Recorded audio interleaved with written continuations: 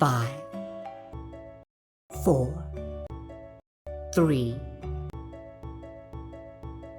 2, 1.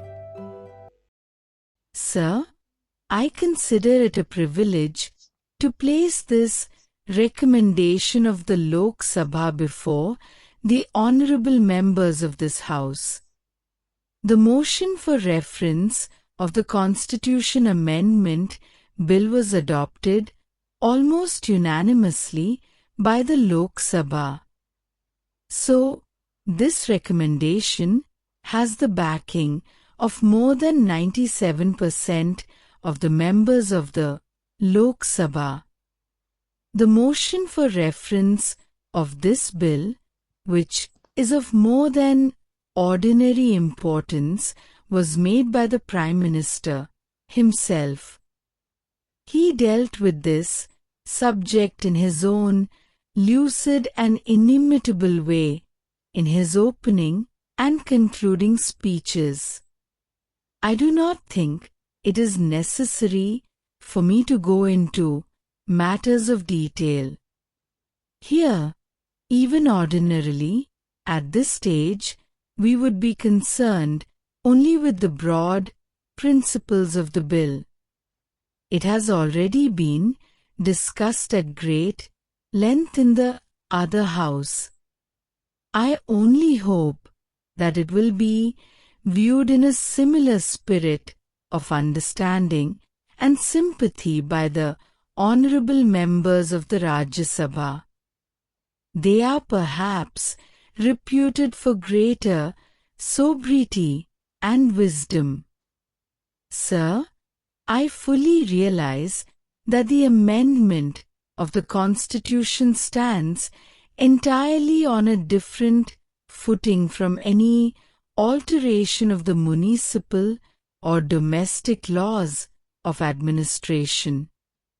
Here, we are concerned with matters of a basic and vital character, and it is necessary to weigh every proposition dispassionately in an objective manner, so that our decisions may be sound. Our Constitution was framed by the choicest of the chosen in our land. So, it has to be treated with tenderness, with profound respect, and so far as possible, it should not be disturbed except for very adequate, and even for only compelling reasons. I feel that the amending bill satisfies these tests, and that is why I am making this motion. Our Constitution enshrines the main purpose and objective of our national policy. Our society is to be based on the twin pillars of social and economic justice. The preamble embodies the main objective for which the Parliament is designed and intended to function. It has, besides the preamble, the directive principles which in a way chalk out the road which will lead to the goal which has been defined in the Constitution.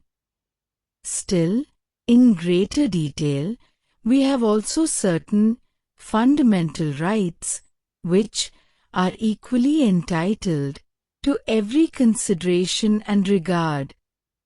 Besides, the Constitution provides for an independent judiciary and the Supreme Court. The function of the Parliament is the most important. It has an unlimited scope, and it can, if it so chooses and its circumstances so require, make far-reaching changes in the Constitution. The Parliament alone is capable of making a comprehensive and all-round survey of things and events, and after assessing them in their proper value and aspect, it alone is in a position to decide authoritatively as to what steps should be taken to give effect to the central purpose for which it exists.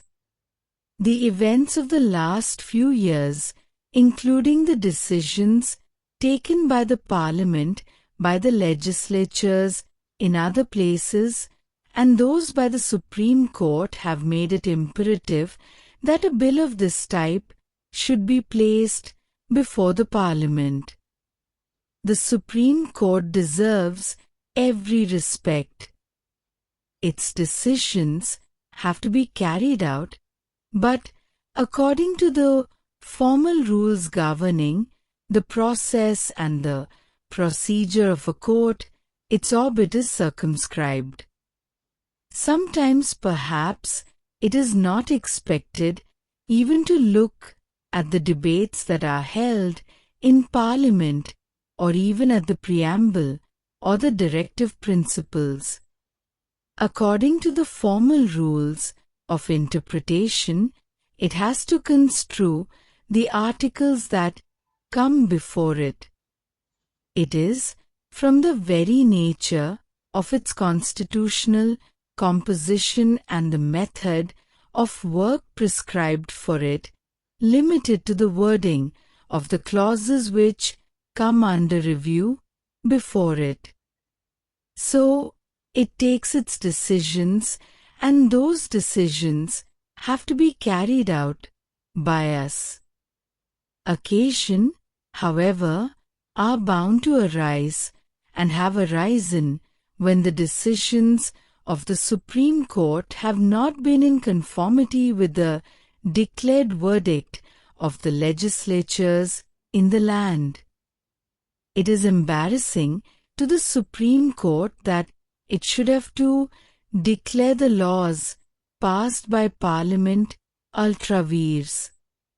Mr. Speaker, Sir, the bill introduced by Sri Thomas is a step towards fulfilling those promises and assurances which were given to the people of India by our great leaders, great freedom fighters, Mahatma Gandhi and Pandit Jawaharlal Nehru.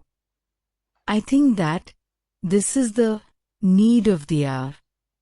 To my mind, first of all, the subject regarding employment and right to work should be included in Chapter 3 instead of Chapter 4 of the Constitution, so that the government is held responsible for this.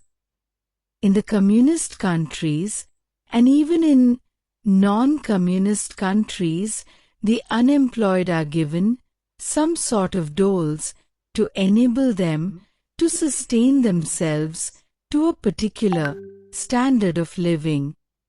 Apart from all communist countries, social security system prevails in Britain, Canada and America, where the unemployed are helped at the time of unemployment.